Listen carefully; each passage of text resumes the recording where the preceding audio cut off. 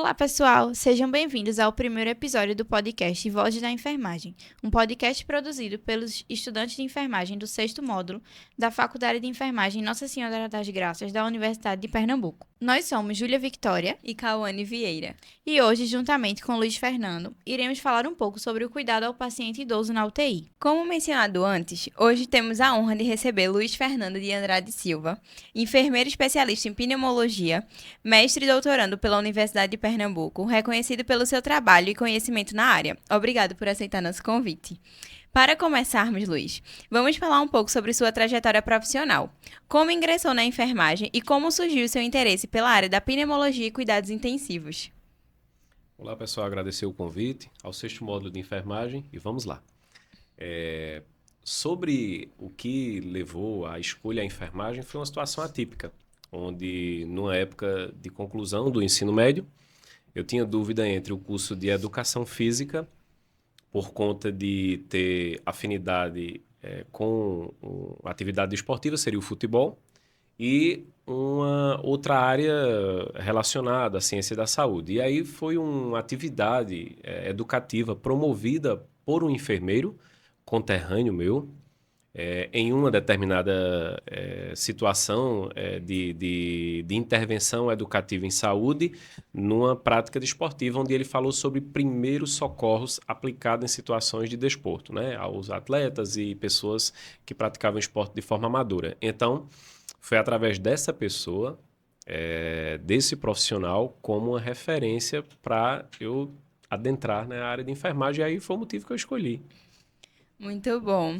E sobre a especialidade, a pneumologia, foi uma especialidade onde eu prestei a prova de residência lá nos anos finais de 2013, com admissão em 2014, né? Um curso em torno de 2 anos, como todos nós bem sabemos. E na pneumologia, embora seja uma área de atenção especializada às doenças respiratórias que são prevalentes na nossa realidade, tanto aqui no Brasil, retrato nacional, e no mundo, nós, quando finalizamos o processo de especialização no programa de residência na área respiratória, ficamos meio que restritos à atuação apenas em coordenação dos programas de doença negligenciada na atenção primária, a título de exemplo, a tuberculose, ou mergulhar de vez na atenção à média e alta complexidade. Então, o caminho que eu escolhi foi, devido até o perfil epidemiológico das doenças respiratórias serem muito prevalentes na média e alta complexidade, então atuar nessas áreas de urgência, emergência e unidade de terapia intensiva. Obrigada, Luiz. Como a gente já mencionou, hoje o assunto é o cuidado ao idoso na UTI, e a gente sabe que nesse ambiente a rotina ela é bem intensa, tem bastante protocolos e tecnologias, e no meio disso tudo a gente percebe que é essencial lembrar que cada paciente é uma pessoa diferente, com histórias diferentes, com sentimentos, e quando a gente pensa no idoso, é algo ainda mais complexo, né? E aí, como é que a gente garante um cuidado que una técnica, atenção e sensibilidade? É sobre isso que a gente vai conversar hoje. Muito bem, Júlia. Essa é uma questão que, inclusive, é debatida não apenas do ponto de vista da unidade de terapia intensiva e exclusivamente também da gerontologia, não. Ela é uma questão que se debate universalmente, né? Seria essa linha tênue entre um tecnicismo exacerbado, né? Principalmente agora por essa disruptura, né? Dessa nova indústria de tecnologias duras da informação, né? E comunicação digital, e essa atenção humanizada, ou seja, essa linha que divide isso entre o que é a aplicação de um procedimento de forma humanizada ou um procedimento de forma tecnicista, ela de fato é uma linha bem tênue, como eu falei. E o que talvez vá contribuir para que o profissional ele domine todas essas ferramentas tecnológicas, mas não deixe de se fundamentar na boa e velha assistência clínica de qualidade, que tenha sensibilidade ao tocar outro ser humano nesse cuidado, é ele se fundamentar nas melhores práticas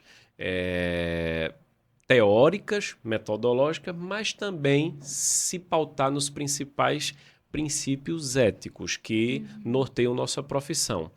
Portanto, eu, longe de aconselhar e ser um guru, mas eu gosto de utilizar uma frase da década de 70 de um dos primeiros institutos de bioética fundado no mundo, que foi o Instituto Kennedy. E me falha a memória agora o autor da frase, mas ele já dizia na década de 70 que a partir de então, todos os problemas relacionados à relação paciente-profissional seria muito mais de ordem ética do que de ordem técnica. A começar pelo uso da inteligência artificial maciça. O que se levanta hoje é que os processos de automação que estão em curso, eles vão requerer muito menos de nós aquele velho conhecimento decoreba, né? E de fazer as coisas manualmente e de forma repetida, mas muito mais de uma certa criticidade e de uma reflexão sobre determinados valores da nossa prática. Portanto, eu acredito que é nesse caminho que a gente deve enveredar. Isso, ótimo, verdade. E com foco na tua experiência agora, a gente queria saber, né, que muitos idosos internados na UTI, eles podem ter uma dificuldade de comunicação, seja por sedação, uso de dispositivo e outros. Quais as estratégias a enfermagem pode adotar para garantir uma comunicação efetiva e identificar as necessidades e desconfortos desses idosos? Eu posso te falar que nós, do mesmo jeito que fizemos na cultura de segurança do paciente, um movimento que vem aí desde os primeiros anos 2000, né? A gente precisa fazer a mesma revolução que acontece desde os anos 2000 até aqui na estratégia de abordagem à saúde mental do idoso, seja ele não institucionalizado, institucionalizado em um hospital e institucionalizado no hospital em um cuidado em setor crítico, porque aí a literatura mostra que quanto mais restrito, quanto mais parafernália de tecnologia dura aplicada ao idoso, pior é essa relação entre a orientação desse idoso no sentido cognitivo e o espaço onde ele está sendo cuidado. Portanto, há de se fazer uma relação mais horizontalizada, mais humanizada. A gente fala humanização no sentido muito abstrato e amplo, mas a humanização ela mora no sentido em que eu me comporto com esse outro pautado não só na teoria principialista bioética, a questão da beneficência, não maleficência e tudo mais como a gente já conhece, né, justiça e autonomia, mas também na sensibilidade de saber o que é que essa pessoa está precisando naquele momento. Muitas das vezes é mais fácil eu conter um paciente no leito por uma simples agitação psicomotora leve do que tentar estabelecer uma comunicação e observação ativa e tentar entender por que é que ele está agitado. Muitas vezes a agitação dele não vai levar a uma avulsão, ou seja, uma retirada acidental de algum dispositivo. Muitas vezes a agitação é só porque ele está incomodado naquele leito, muitas vezes que ele está imóvel, por algo que esteja, de fato, provocando dor e outros processos de desconforto nele mesmo. Portanto, talvez essa observação e dá trabalho. Cuidar do idoso dar trabalho, né? E aí você, muitas vezes, prefere o atalho. E conter, muitas vezes, que é uma prática que é muito replicada no nosso modelo de assistência, é o caminho mais fácil para eu tentar não levar aquela retirada acidental do dispositivo. E essa parte da população é uma parte que não tem muito acesso ao protagonismo do cuidado deles, né? E aí tem essa barreira aí também. E aí eu queria te perguntar, em algum momento da tua prática na UTI, um gesto simples, uma palavra, um olhar, fez diferença no cuidado com o idoso? Tu tem alguma experiência que te impactou como profissional? Tenho. Assim que eu me especializei na área da pneumologia, eu parti logo para assistência em média e alta complexidade. Então, sempre os setores de assistência onde eu atuei foram salas vermelhas das unidades de emergência terciária do nosso estado, especialmente da região de Caruaru, onde eu moro, e constituí família, e na unidade de terapia intensiva adulto, né? Que a gente sabe que tem perfis de unidade de terapia intensiva.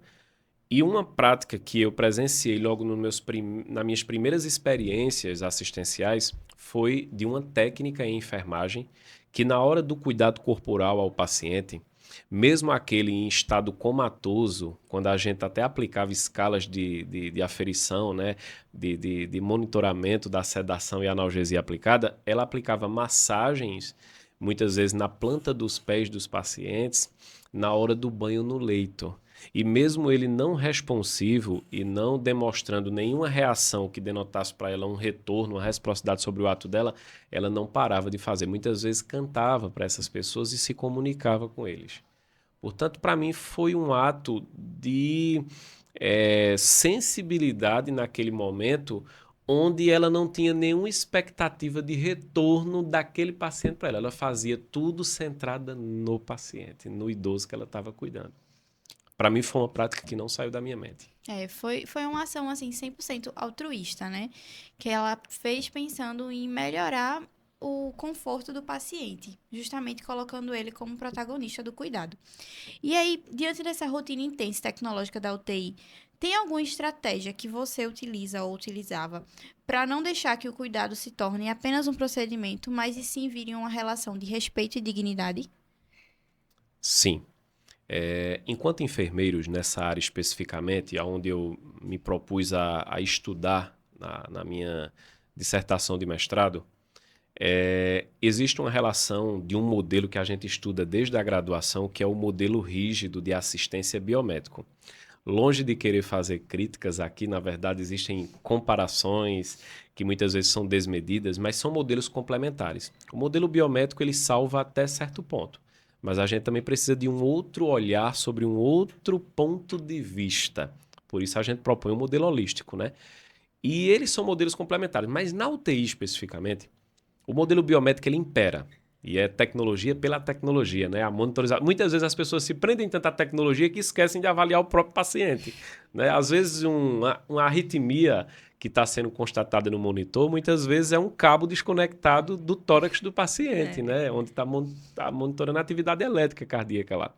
Portanto, a gente não deve perder isso. Mas uma estratégia que eu utilizava bem, enquanto enfermeiro e líder de equipe de enfermagem, porque mesmo você assistencial, você lidera no mínimo sua equipe assistencial imediata. O dimensionamento da gente lá eram 10 leitos, então um técnico para cada 2 leitos, totalizando 5 técnicos de enfermagem por plantão. E eu, como único enfermeiro assistencial, além da minha supervisão imediata, aos 10 pacientes críticos. Portanto, era uma assistência pesada.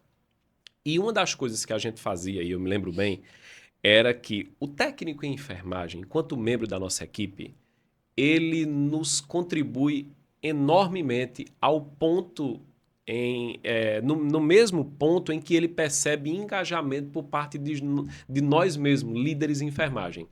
Portanto, há um reforço positivo quando o enfermeiro ele participa ativamente daquele cuidado.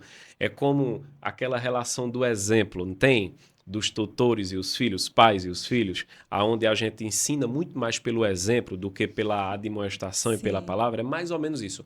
Uma das coisas que a gente percebe na prática é que o técnico em enfermagem ele olha muito para o seu líder na forma em que ele mesmo é liderado. Portanto, quando o enfermeiro toca no corpo do paciente na hora do banho, claro, com todo o equipamento de proteção individual, mas quando ele lidera isso, mas lidera chamando junto, essa assistência acontece de uma forma diferente. E muitas vezes é nessa forma, nessa estratégia, que a gente acaba rompendo com alguns vícios profissionais, daqueles procedimentos feitos de forma automática, sem avaliar, por exemplo, um dorso da pele do paciente. Muitas vezes lesões acabam passando despercebido, até provocando, né, por má assistência. Portanto, eu acredito que uma estratégia boa, porque não tem receita de bolo, cada nuance dentro dessa assistência, a gente vai ter uma estratégia X. Mas uma coisa que eu posso colocar de forma universal, o enfermeiro mais participativo, e o ambiente de unidade de terapia intensiva ele exige isso, leva a uma equipe mais coesa, mais proativa e mais humanizada. Isso, ótimo. E aí, saindo um pouquinho agora das tuas especialidades, a gente vai para uma parte mais para esclarecer algumas coisas para os ouvintes. A gente queria saber de que forma a educação em saúde pode fortalecer a atuação do profissional de enfermagem na UTI, promovendo um cuidado ao idoso que relacione competência, técnica e sensibilidade. Eu gosto de comparar não somente dentro da unidade de terapia intensiva, mas em qualquer cenário da assistência hospitalar. Nós temos umas práticas que beiram, às vezes, lembra dos tempos mágicos sacerdotais que a gente estuda em História da Enfermagem, que foi antes do cientificismo, né, da nossa profissão?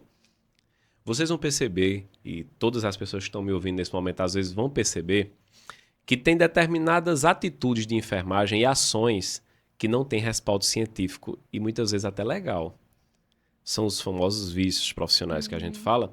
E muitas vezes faz assim, porque eu faço assim há tantos anos, ou eu vi fulano fazer. Sim. Nem consultando a literatura, nem consultando alguma diretriz, né, que oriente essa prática. E o que é que acontece? Esse papel de educador em saúde, ele está inerente à nossa categoria, nossa profissão.